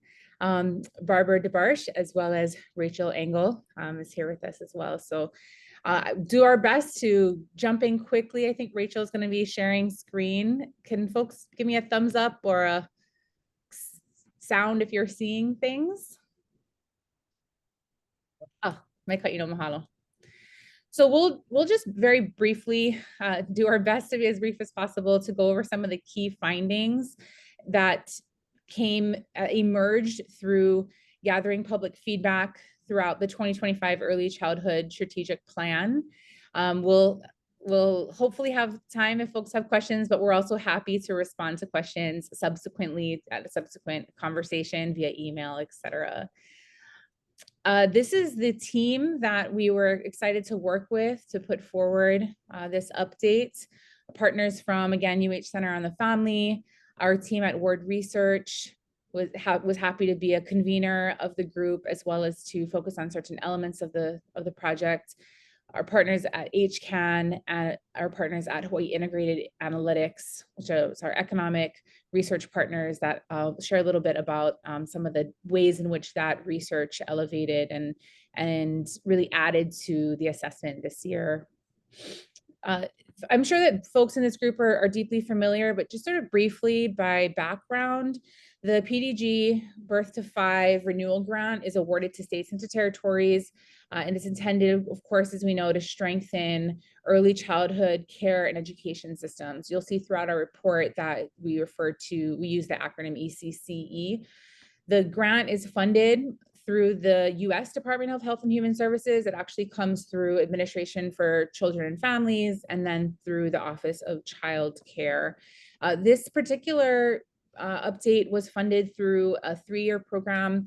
This was the 2023 to 2025 cycle, and Hawaii P20, of course, administered that grant. Many key partners, EOEL, of course, DOH, DHS, DOE, PCS, all the acronyms, UHM, College of Education, lots of really critical partners throughout the education sector, and really, really thankful to have had the opportunity. There were 4 overall goals with this particular update, and this is for the overall grant, as folks may be aware. As a part of it, though, grantees are mandated to conduct a statewide needs assessment. So this was conducted in 2024, and that's what we're here sharing with you folks, the highlights of today. Of course, it's intended to be a comprehensive data. It's intended to help inform the work of all of you in your various kuleana. It's intended to help support policy making, decision making, and really across the sectors. The priority groups that were identified by the PDG leadership team included those that were particularly most underserved, as well as our vulnerable keiki throughout Hawaii. And this needs assessment, while it does cover a wide range of needs, particularly does highlight the situational awareness, as well as the challenges and the opportunities of these, I believe it's 9 vulnerable populations. The report is organized because it followed how the assessment was conducted into 3 sub-study goals. So you'll essentially see 3 separate segments in which we delve into what are the unique findings. While there's a lot of throughway between them, there is also individual analysis for each of these 3 areas. And the team utilized, a wide range of methods to help inform the data in each of these 3 areas. So it included things like surveys among providers, focus groups, key informant interviews, and lots of secondary research as well. Together, really trying to provide a comprehensive view of the ECC system and its stakeholder groups to help inform the strategic plan. So hopefully that wasn't too fast. I want to turn it over to Barbara to start us off with findings. Mahalo. Mahalo. So we're just going to highlight findings from the overall needs assessment that fell into 5 major themes. One is limited access to early learning programs. The challenges our private providers in particular are facing, maintaining sustainability and economic viability of their programs, families' experiences navigating the larger early childhood system, our need for culturally responsive programs and services, and really understanding the economic impact and benefits of our early learning system. So this slide is about access to both licensed childcare and public pre-K as a whole. And while we're making very good progress, we still grapple with having an inadequate supply of affordable and high quality seats. So obviously, I think we all know critical shortage of infant toddler care, where we have over 5 children per each available infant toddler seat. So we can only serve about 20% of our youngest keiki, which actually is an improvement since the last time I looked at these kind of data. Doing much better in terms of our preschool age children, slightly more than 2 children per preschool age seat. And these data were from fall 2024. So since then, a very rough estimate was that back then we could serve about 45% of our 3 and 4-year-olds. This school year, with the great increase in EOEL seats, that figure's roughly getting closer to 60%, but don't quote me on that because I haven't crunch numbers in a detailed fashion. Very severe shortage of programs that are Hawaiian language medium of instruction. We can only serve about 1% of our early childhood population in places like Punana or Hawaiian immersion EOEL seats. On the bright side, higher quality programs that are likely to be of higher quality. So if you look at EOEL and charter school pre-K, Head Start and early Head Start that have their own performance standards, and our private providers that have a national early childhood accreditation, that cluster represents a bit more than half of our seats. So that's one of our bright spots. But these are state averages, and our next slide is going to show the extent to which access varies widely depending on where you live. So this is an example of one measure of access, which is how many children per early learning seat by the school complex. And so here, light is good, dark is bad. So clearly there's wide neighborhood variation, but it's not as easy as saying something like, oh, access is poor on the neighbor islands, but good in Honolulu. So as we might expect, some of our wealthier areas shown in pale blue, like Kailua and Kailani complexes, have very good access, but so do places like Hilo, Hana, and Lanai. And while some of our lower income, predominantly Native Hawaiian or Pacific Island areas that we tend to think of as being under-resourced are indeed that way. For example, Ka'u, Waianae, and Keikaha complexes in the very dark blue. But the strategic placement of things like Head Start, Kamehameha school classrooms, and public pre-K has improved access so that some of our more economically stressed areas like Molokai, Pahoa, Nanakuli, and McKinley actually have among the best access in the state. So this really speaks to our need for having and using more localized data. We can skip over that range list. So in terms of our findings about provider challenges, I think you know what was going on here. Hiring and maintaining workforce is one of the key things that keeps our program directors up at night. Financial viability, as prices rise, programs are really walking this tightrope between, do I raise prices so I can pay people and deal with inflation and pay my rent, or will I be driving families out of my own program and undermining my desire to really support families with affordable care? Whether it's real or whether it's experienced or anticipated, private providers are very concerned about losing both families and staff to public pre-K. And the strict caregiver qualifications that we have currently in the state make staffing infant toddler classrooms especially difficult.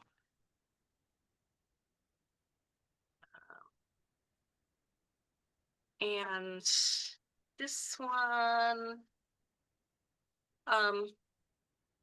just to give you a very big overview, when we surveyed the preschool providers, their main challenges are, economic viability, staffing, and meeting demands for seats, especially infant toddler seats. What you don't see in this picture is that these pressures have forced programs to make some changes that they didn't want to make. Almost the majority have raised tuition. A sizable number have reduced hours of operation or seats or even closed classrooms and laid off staff. I'm going to turn it over to Becky. Mahalo. I'm gonna go through relatively quickly the family navigation. This is really findings that we highlighted throughout in talking to our ohana across Hawaii. But I'm gonna go a little quickly because I think a lot of this are things that perhaps folks are familiar with, and I want to be able to spend an extra minute on the economic component since that's new to this year's assessment. But essentially, things that we learn: families flag challenges in navigating systems, fragmented intake, lack of resources that address the needs of their entire ohana, and barriers to program enrollment. There were many, many, many highlights. There were many bright spots where families were sharing programs that they found invaluable to their youth and to their families' growth and education. There were overwhelmingly, I would say, a feeling of we want more of this. This is great. That's some of the things that we have, but we need more. We need them to be more accessible geographically, financially, and in terms of just systems navigation as a whole. That's not to say that there weren't challenges and things that families highlighted, but I want to come from sort of a place of strengths-based place that a lot of it was around. There's great programs, but there's just not enough, and it's too difficult to access them. A couple of things I just want to briefly touch on. Inaccessibility, as I mentioned, generally complex application processes and really insufficient options for children with disabilities, where these programs were just extremely expensive, perhaps not available at all in some communities, and even on some mokopuni. And really, as many parents shared, that their families really have to fight for everything for their children. Lastly, in this section, just want to highlight the importance of cultural responsiveness. Families really value programs that are safe, that align with their cultural values, that foster their children's developmental needs. We heard repeatedly that families want program types that are more culturally responsive and acceptable to their families. Things like FCIL, FCCH were examples. These are important to many families, but these were particularly pronounced among Micronesian and other Pacific Islander families. Hawaiian language immersion and FCIL programs are also extremely important and valued for families, but again, very limited by scarce seats, 106-to-1 child to seat ratio for immersion in particular. And again, language access, 57.6% of providers serve dual language learners, but only 37% have bilingual staff. So again, just very limited options for our non-English speaking or ESL youth.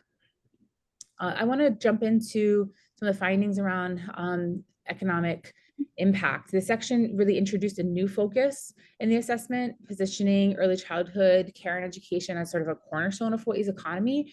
So beyond family support, which of course is incredibly important, the ECCE, what we looked at and what our partners looked at was really around the measurable benefits that ripple statewide.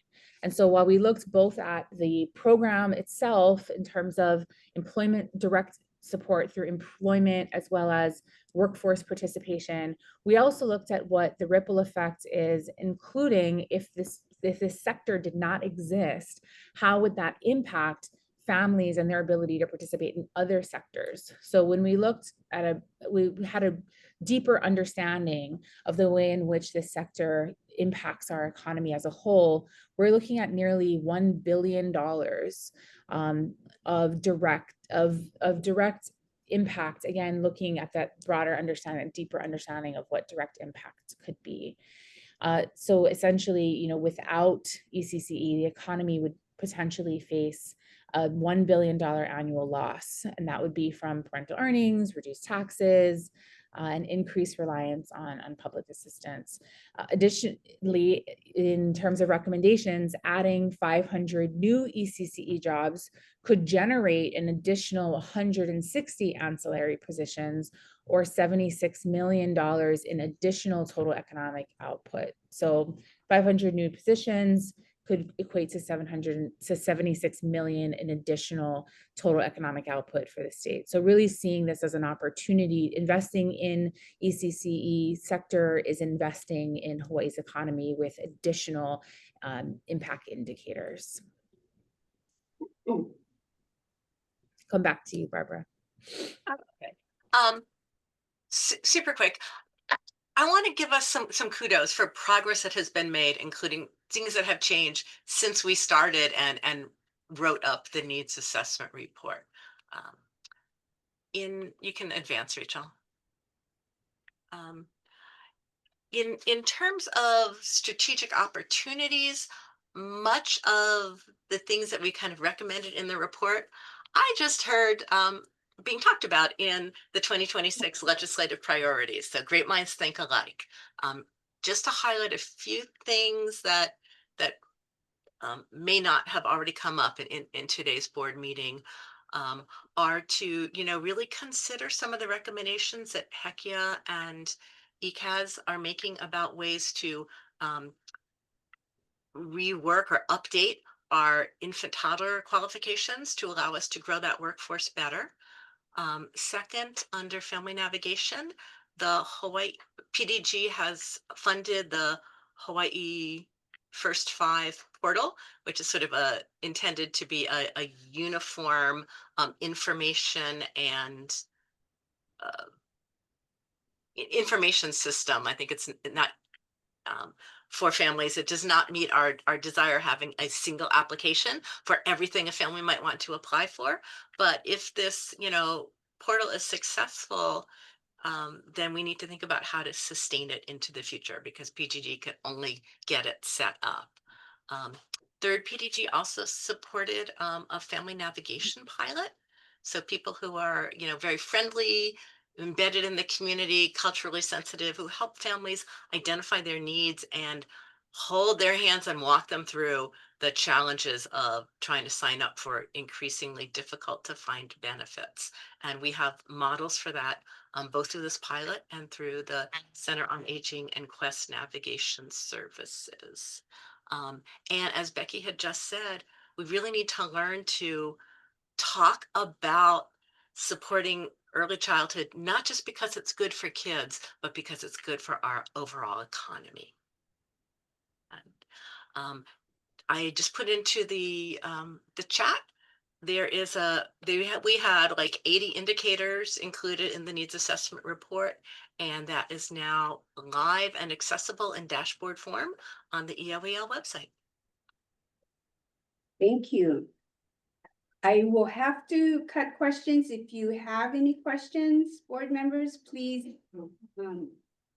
write them down, and you can email them to me and I can forward it to the team. So thank you very much. I really appreciate your patience. I apologize that we couldn't have the full time. I am going to give it now to Nicole to update on the preschool development block grant, which funded, you know, which we talked about this morning. Our whole morning session was about that. So thank you, Nicole. Yeah, so that's, do I have to unmute myself here? No? Okay. Okay, just wanted to double check. So yeah, we're excited to be here and talk to you about it. I know you're all waiting for 4 o'clock. You had a long day, so I hope we can give you some inspiring things on the way. And we were approached to give you a little update about what's been going on with PDGB5, and so it was like, what should we talk about? And then it was the recommendation, let's look at assessing cross-sector collaboration, and what our evaluation team came up as a strategy to do that. Now, there we go. Okay, our evaluation team today, you get to know me and my colleague Mansa. Our other two, we left them off. They're holding around. Background, I skip over that since we got the nice introduction by the background. I just want to point out, so PDGB5 also has the goal to really bring all different entities together to have really a mixed delivery system. So we have collaboration. How is the collaboration doing is our question. So that's what we wanted to, we're gonna cut to a little bit. But I do want to go just briefly about how we assess or monitor the progress, the implementation progress dashboard. And Alison mentioned it's on the PDGB5 website.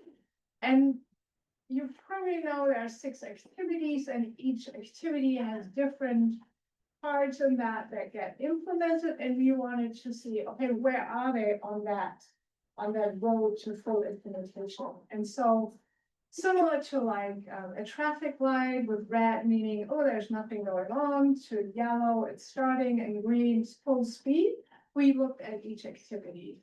And that is basically the legend. Whenever we looked at an activity, where is it? We went back and looked at the definition. The definition has been presented to the support team, so there was an alignment, this should work. And then I want to just give you one example. Yeah, it worked. So you can see it's an interactive infogram, it's called, or a chart. 2023, this is all in regard to the updating the ECE state plan. 3 main goals there. You can see it's a little bit red, a little bit yellow. It started in 2024. It's still yellow. Oh, we see some green, something is happening. It's progressing. Now we are in 2025. We already have a dark green. There's really good progress going on. And then we still have a yellow. Oops, that's the revision, so we are waiting for the final product. So it's pretty logical, and it's pretty powerful to see how all activities are really progressing to a green and dark green. Yeah. That was back. That's just an example, explored on the website. I can put the link in the chat right here. Now, going to what we really wanted to talk about is how do we assess the collaborative process, and we use there the collaborative vitality surveys. For the background, we really draw upon system change framework that views change as a dynamic process involving engaging stakeholders to really have an input in it. So systems change initiatives, and the mixed delivery system is one of that. They really aim to improve the community, and here early childhood education and care is the result there. And effective system change requires clear decision-making and successful collaboration among the partners to produce that change. So how well is this going? And then within the support team, we administered it. We're planning to administer it twice. One time it was last year, and it's going to be followed up this year with also interviews and focus group. And we really hope that this full process will provide results in forming future planning and identifying needs to strengthen really that cross-sector collaboration. Yeah. Those are the research questions we follow in addressing the collaborative vitality survey. To what extent have the support team members engaged in the collaborative process? And then what is their perception about participation in community preventive communication, accountability, and synergy? And that is part of that survey. And then I pass it to Mansa about some results. So, just to elaborate a little bit about the survey, there were 25 items. Participation was voluntary and anonymous, and we administered the first round last year. We received 67% response rate. 8 out of 12, so 14 members responded. And we used descriptive statistics to analyze the data. And then here you can see 6 dimensions of this instrument. So we have productivity, community, communication, participation, accountability, and synergy. And this particular survey has been used in different states also to evaluate achievements. Here sharing some findings. So first, who was, respondents in the survey. We can see 62% represented the state and 38% university. In terms of organizations, we see pretty equally distributed there with EOEL and P20 each 25%, EOH, EOE at 12.5%. And UH as well. Then we also looked at the year each support team member joined the team, and we can see 3 of them joined before 2020 and 5 of them in the past 3 years. We also asked about their attendance at the support team meetings to see how committed or engaged they were, and the vast majority actually attended 8 or more. So that was a good sign. And then in terms of descriptive statistics, we look at the mean for each item as well as standard deviation. And this is important to see where do we have high agreement versus disagreement on particular items, and I will share some examples. Okay. And this is the chart that really shows the big picture across the collaborative dimensions here. And we can see community emerging at the top, meaning this was the highest rank dimension here, receiving 3.98 out of 5, followed by synergy and productivity. So these 3 really stood out with very little variability within. And then on the lower end, we have communication, participation, and accountability. And especially with accountability, this can be an area of improvement. And now I just want to provide some concrete examples here to show what were some of the strengths. So first, we see respect and community, which was highly ranked, including respect for opinions, team reliability, and team commitment, all of them receiving over 4.13 out of 5. The next one was alignment with goals or synergy, where we can see also like new initiatives are being brought up. Time spent on the team is for a worthy cause. People felt very strongly about it, and I think this is in fact the highest highly rated item of all. And then finally, we also have the recognition of effective teamwork within the support team, including meaningful action and follow through new initiatives, and then the team has focused on clear goals. Now, what are some areas for improvement? So of course, this is just round 1 of the survey, and we look forward to administering it again and seeing what emerges this year, to paint a more holistic picture perhaps. But what we see so far is that there needs to be better awareness of evidence-based practices, better role clarity on the team. Also, there was an item about relationships with influential decision makers, where many agreed that this needs to be strengthened. And then understanding the budget, there was some disagreement there, perhaps an area of improvement.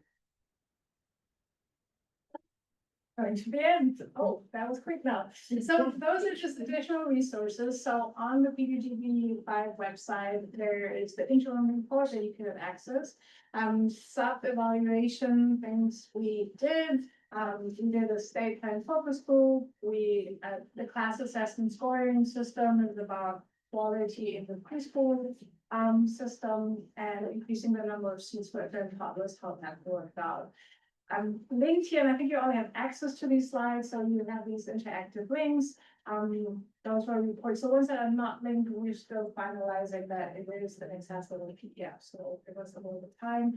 And then at the last, it's just again linked to the website where you can click around and have these colors go over and really see like what wonderful work has been done and the successful work bringing people together. Okay, thank you. And again, I'm going to ask that your questions